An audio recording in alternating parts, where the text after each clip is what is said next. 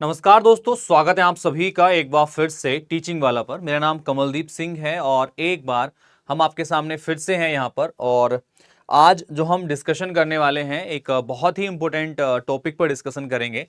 आप लोगों ने बीपीएससी टीआरई 2.0 में 9th-10th के लिए आपके जो डिफरेंट सब्जेक्ट के एग्जामिनेशंस हैं वो आपने दे दिए हैं। अब आपके मन में एक ही सवाल यहाँ पर दौड़ रहा है कि क्या अनुमानित कट ऑफ क्या होगा, क्या हमने सेफ स्कोर करने लायक एग्जाम में किया है कि नहीं किया है। तो आज मैं आपको जो है एक एनालिसिस के तौर पर, यानी कि अगर हम एग्जाम एनालिसिस करें, नंबर ऑफ सीट को एनालाइज करें और बाकी की चीज़ों को एनालाइज किया जाए, फैक्टर्स को, डिफिकल्टी लेवल को, तो यहाँ पर एक अनुमानित कट ऑफ हम लोगों ने तैयार किया है आपके 9th-10th में मैथमेटिक्स के लिए और बाकी अदर सब्जेक्ट के लिए भी। मैं यहाँ पर कुछ चीज़ें बताऊंगा आपको, तो चलिएगा। बिना देरी करे हुए सबसे पहले मैं आपको मैथमेटिक्स के लिए एक cut off, general cut off में यहाँ पर बता देता हूँ कि क्या होने वाली है, कितना स्कोर सेफ माना जाएगा यहाँ पर। तो अगर आपने 9th-10th में एग्जामिनेशन दिया है, ठीक है, और अनुमानित कट ऑफ आप जानना चाहते हैं, तो देखिएगा, अगर आप जनरल कैंडिडेट हैं या अनरिजर्व्ड कैटेगरी में आते हैं तो मैथमेटिक्स के लिए आपका जो कट ऑफ होगा अप्रोक्सीमेट 82 से लेके आपका जो है 86 के आसपास आपका ये कट ऑफ रहने वाला है। ठीक है, तो 82 से 86 के बीच में आपके कट ऑफ के रहने के चांसेस हैं जनरल कैटेगरी के लिए, अनरिजर्व्ड कैटेगरी के लिए। इसके अलावा अगर हम बात करते हैं, ये अनरिजर्व्ड मेल की बात कर रहा हूं मैं, और अनरिजर्व्ड फीमेल के लिए अगर मैं बात करता हूं, जनरल फीमेल के लिए अगर बात करी जाए, तो यही जो कट ऑफ है आपकी, ये आपका नीचे रहने वाला है।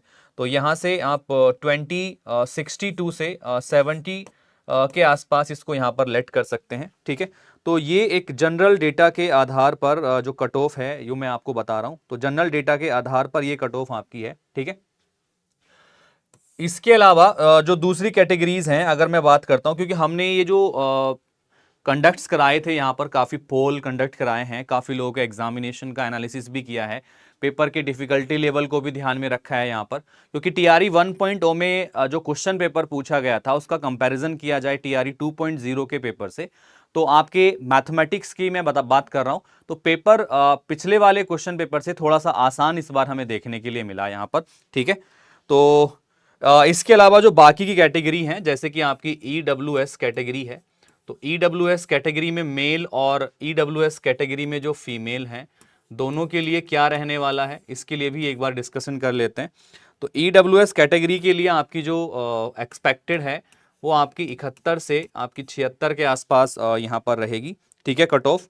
अगर हम फीमेल की बात करते हैं तो फीमेल का आपका 56 से आपका 62 के बीच में ये आपके रहने के चांसेस हैं। ठीक है, इसके अलावा जो बाकी कैटेगरी हैं आपकी, ठीक है, जिसमें आपका बीसी आता है, एससी आता है। ठीक है, तो बीसी आता है, एससी आता है, इनके लिए क्या क्या कट ऑफ रहने के चांसेस हैं इसको एक बार देख लेते हैं। तो बीसी की जो कट ऑफ है मैथमेटिक्स के लिए वो अप्रोक्स आपकी 75 से 80 के बीच में आपके रहने के चांसेस हैं उसके। एससी कैटेगरी के लिए अगर मैं बात करता हूं तो एससी कैटेगरी का जो कट ऑफ है मैथमेटिक्स में वो लगभग आपका 52 से लेके 57 के आसपास तक रहने के चांसेस हैं। ठीक है, तो ये एक जनरल कट ऑफ है जो आप देख सकते हैं यहाँ पर। इसके अलावा एससी फीमेल के लिए अगर देखा जाए यहाँ पर, तो एससी फीमेल के लिए अगर मैं बात करता हूँ तो यही चीज़ जो है थोड़ा सा और नीचे पहुँच जाएगी, लाइक आपका 50 to 55 के आसपास। ठीक है, तो ये एक जनरल कट ऑफ आइडिया है अगर मैं बात करता हूँ। इसी में एसटी कैटेगरी वाले अगर आप लोग हैं तो एसटी कैटेगरी के लिए जो कट ऑफ रहने वाली है वो अप्रोक्स रहेगी आपकी 45 से 52 के आसपास, और ये मेल कैंडिडेट के लिए है, दिस इज़ फॉर मेल। और अगर मैं एसटी में फीमेल के लिए बात करता हूँ यहाँ पर, तो एसटी में फीमेल का आपका रहने वाला है 42 से 46 के आसपास। तो ये एक एक्सपेक्टेड कट ऑफ है आपके मैथमेटिक्स सब्जेक्ट के लिए अगर हम बात करते हैं। लास्ट ईयर जो कट ऑफ रहा था मैथमेटिक्स में अगर मैं बात करता हूँ तो अब ये 75 के समथिंग आपका लास्ट ईयर का कट ऑफ था। ठीक है, और इस बार जो कट ऑफ के जो चांसेस हमें लग रहे हैं, थोड़ा सा कट ऑफ इस बार हाई रहने वाला है आपके एग्जामिनेशन में। अगर आपका जो स्कोर है इन पर्टिकुलर स्कोर के बीच में आता है तो कहीं ना कहीं आप अपने आप को सेफ जोन में यहाँ पर मान सकते हैं।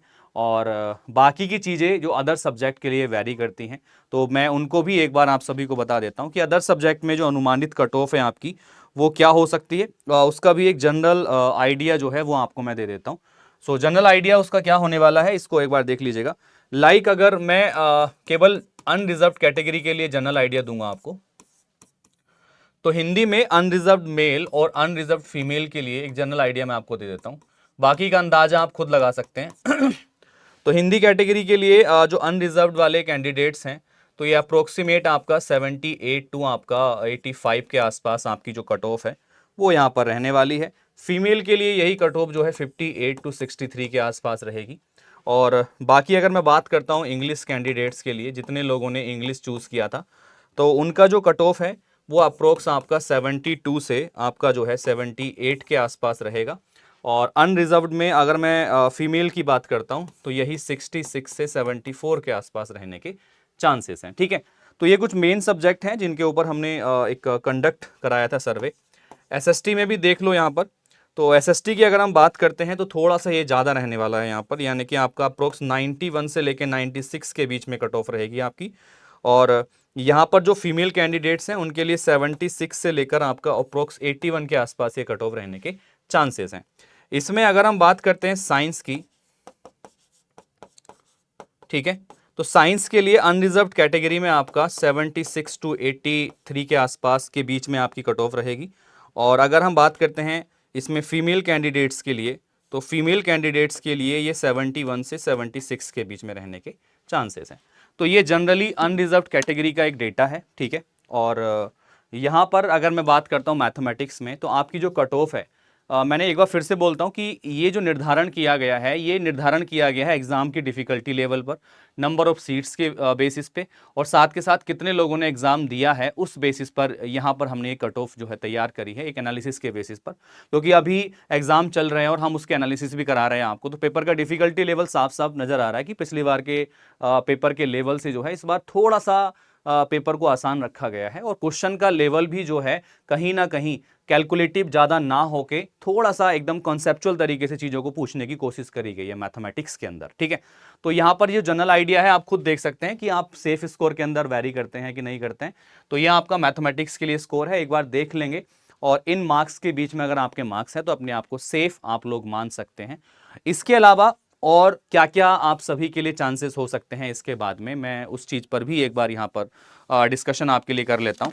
देखो, बहुत सारी चीज़ें होती हैं, जैसे कि हमने अभी एग्जामिनेशन दिया, अब ये भी अनाउंसमेंट हुआ था कि एवरी ईयर आपके अगस्त के महीने में जो है बीपीएससी टीआरई की जो परीक्षा है वो कंडक्ट कराया जाया करेगी।